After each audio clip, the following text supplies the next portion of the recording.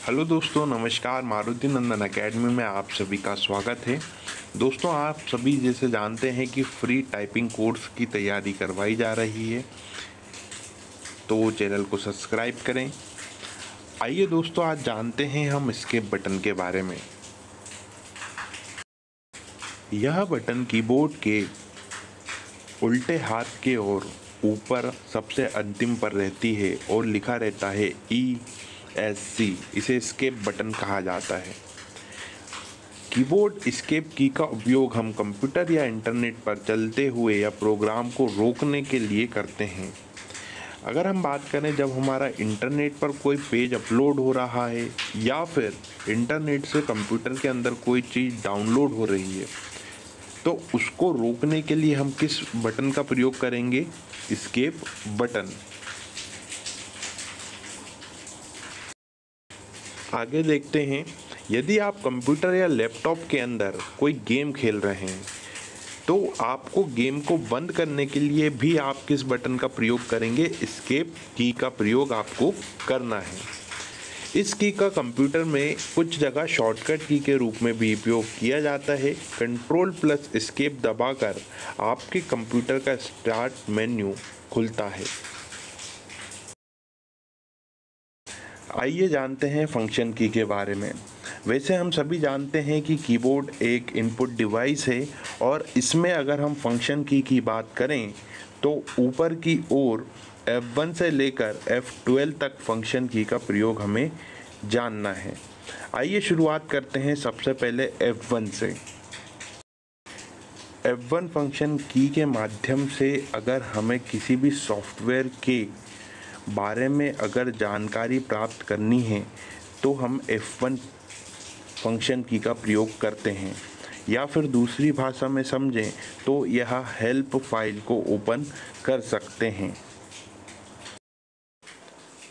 F2 का प्रयोग हम किसी भी अपने फ़ोल्डर के नाम को बदलने के लिए करते हैं। अगर किसी फ़ोल्डर का नाम मान लीजिए A है और अगर हम F2 दबाते हैं तो हमें रीनेम का ऑप्शन मिलता है। F3 फंक्शन का यूज़ करके हम विंडो के सर्च मेन्यू ओपन कर सकते हैं। F3 प्रेस करने के साथ साथ अगर हम देखें तो किसी भी फाइल या डॉक्यूमेंट के अंदर हम स्पेसिफिक वर्ड को ढूंढ सकते हैं या फिर हमें सर्च करने का ऑप्शन F3 प्रदान करता है। F4 फंक्शन की महत्वपूर्ण है क्योंकि अगर हमने किसी भी एप्लीकेशन को ओपन कर रखा है और उसे बंद करना चाहते हैं तो अल्टर के साथ F4 दबाकर हम उसे बंद कर सकते हैं। और यदि इसी अल्टर F4 को अगर आप स्क्रीन पर दबाएंगे तो आपको शट डाउन का मेन्यू ओपन हो जाएगा, जिससे आप कंप्यूटर बंद कर सकते हैं। F5 फंक्शन की का प्रयोग हम अपने कंप्यूटर को रिफ़्रेश करने के लिए करते हैं। कई बार विद्यार्थियों को देखा गया है कि वह माउस की मदद से राइट क्लिक करके रिफ़्रेश बटन का प्रयोग करते हैं, पर अगर विद्यार्थी डायरेक्ट F5 दबाए तो भी रिफ़्रेश कर सकता है। अगर हमें F6 का प्रयोग करना है और हम लैपटॉप या कंप्यूटर पर कर रहे हैं तो लैपटॉप में अगर हम देखें तो इससे आवाज़ कम होती है। अगर हमने किसी वेबसाइट को ओपन कर रखा है और हमें उसके डायरेक्ट एड्रेस बार पर जाना है तो हमें F6 का प्रयोग करते हैं। F7 की अगर बात करें और अगर हम लैपटॉप यूज़ कर रहे हैं तो हमें वॉल्यूम बढ़ाने के लिए F7 का प्रयोग करना होता है। जब हम MS ऑफिस के MS वर्ड को ओपन कर रहे हैं और उसमें अगर हमें स्पेलिंग चेक करना है तो F7 का प्रयोग हम करते हैं।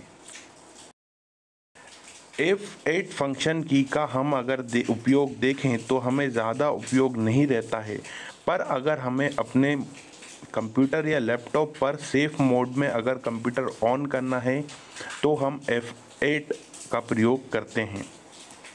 F9 का अगर हम देखें तो इसका कोई ज़्यादातर यूज़ नहीं है, पर अगर हम MS वर्ड अगर ओपन कर रहे हैं तो इसका उपयोग हम शिफ्ट और अल्टर बटन के साथ देख सकते हैं।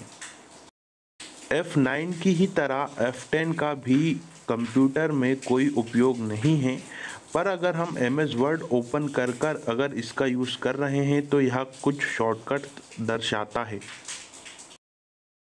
F11 फंक्शन की का यूज़ अगर हम देखें तो कभी भी हमने अगर वेबसाइट या कोई सा ब्राउज़र ओपन कर रखा है तो उसे फुल स्क्रीन देखने के लिए हम F11 फंक्शन की का यूज़ करते हैं। F12 फंक्शन की का यूज़ जब हम MS वर्ड में अगर हम किसी फाइल को बना रहे होते हैं और उसे सेव करना होता है, तब हम फाइल सेव करने के लिए F12 का यूज़ करते हैं।